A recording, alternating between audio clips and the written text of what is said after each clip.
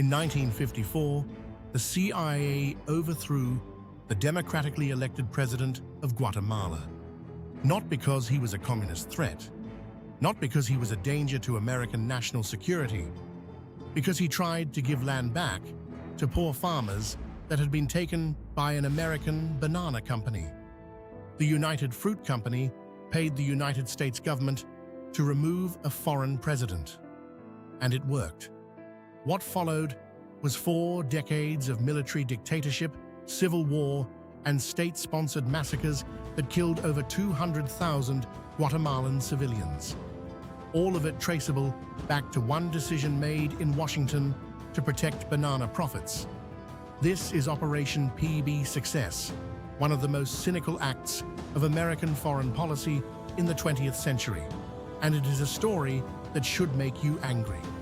Jacobo Arbenz was elected president of Guatemala in 1950 with 65% of the vote in the most free and fair election the country had ever held.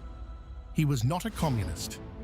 He was a moderate reformer who believed that Guatemala's extreme poverty was directly caused by the concentration of land in the hands of a small elite and foreign corporations. His solution was a land reform program called Decree 900. Under Decree 900, uncultivated land held by large landowners would be purchased by the government at the value declared on the owner's tax returns and redistributed to landless farmers. It was a reasonable, legal, democratic policy.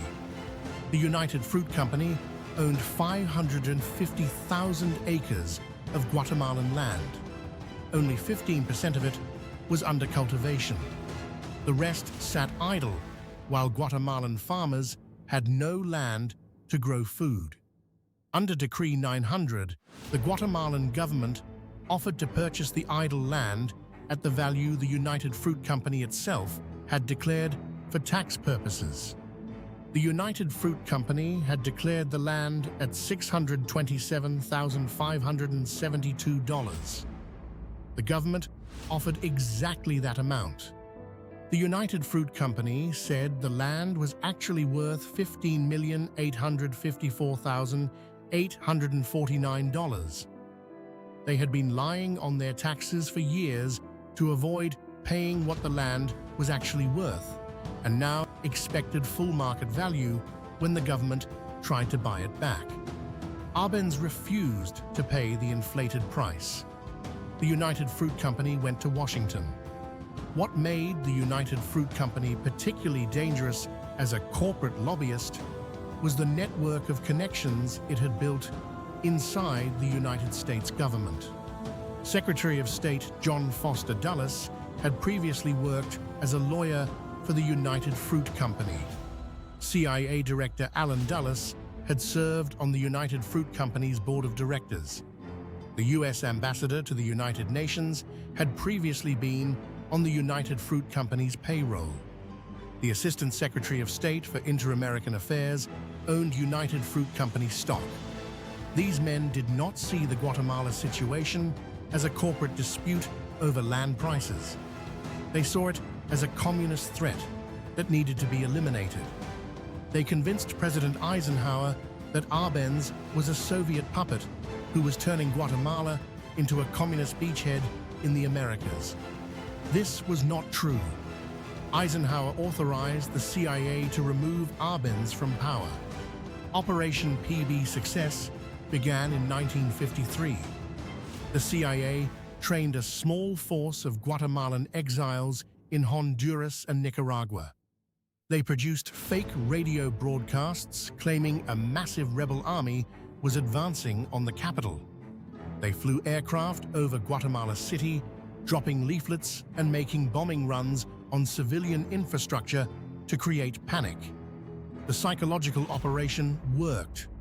The Guatemalan army refused to fight for Arbenz. He resigned on June 27, 1954, and went into exile. He never returned to Guatemala.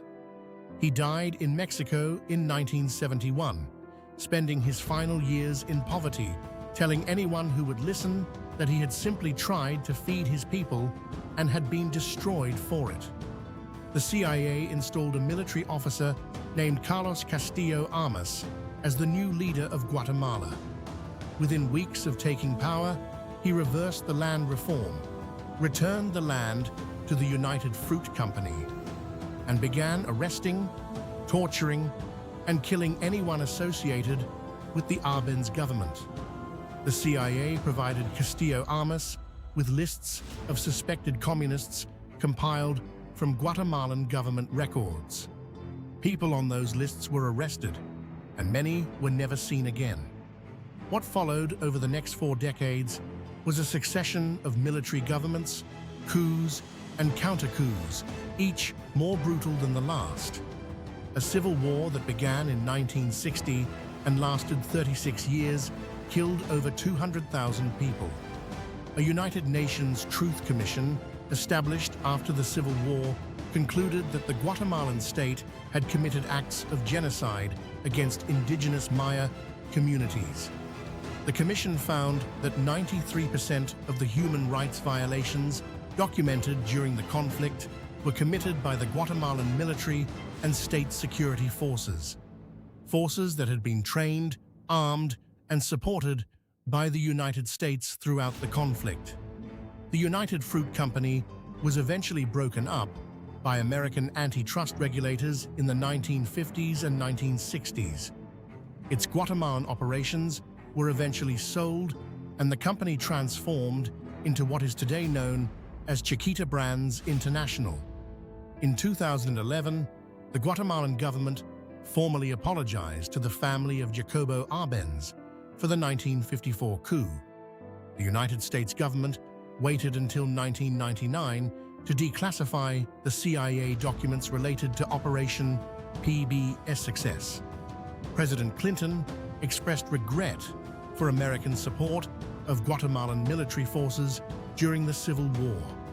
He did not apologize for the coup. No American official has ever been held accountable for the decision to overthrow a democratic government to protect a banana company's profits. The question Guatemala forces you to ask is not whether the United States government is capable of destroying a democracy to serve corporate interests.